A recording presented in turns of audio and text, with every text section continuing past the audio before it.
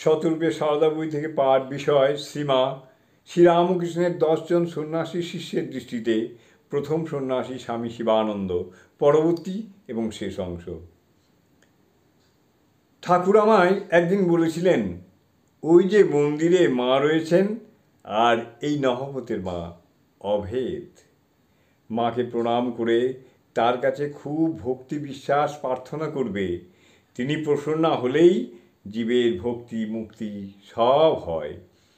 মহাপুরুষ মহারাজ স্বামীজির মতো বিশ্বাস করতেন যে মায়ের আবির্ভাবের একটা যুগান্তকারী তাৎপর্য আছে, বিশেষত নারীদের সর্বাঙ্গীন উন্নতির ক্ষেত্রে।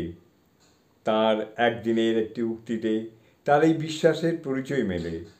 এ যুগের সমগ্র নারী জাতির আদর্শ হলেন তিনি। জগতের সমগ্র নারী জাতিকে জাগাবার জন্য মহাশক্তিরূপিণী মা এসেছিলেন নরদেহে। দেখো না, মার আগমনের পর থেকেই সব দেশের নারী জাতির মধ্যে কি অভিনব জাগরণ শুরু হয়েছে।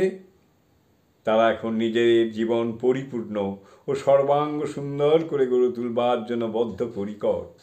এখনো হয়েছে কি? এই তো সবেমাত্র আরম্ভ।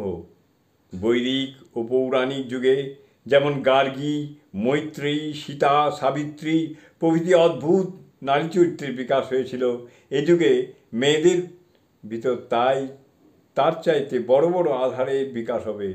মেয়েদের ভিতর আধ্যাত্মিকতা, রাজনীতি, বিজ্ঞান, শিল্পকলা, সাহিত্য প্রভৃতি সব বিষয়ে অতি আশ্চর্যজনক জাগরণ এসছে, আরও আসবে। এসব ঐশী শক্তির খেলা।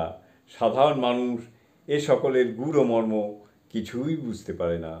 জয় মা, জয় মা। জননীং শারদাং দেবীং রামকৃষ্ণং জগদ্গুরুং পাদপদ্মে তয়ো শ্রিত্বা প্রণমামি মুহুর্মুহুঃ। জয় মা, জয় মা, জয়।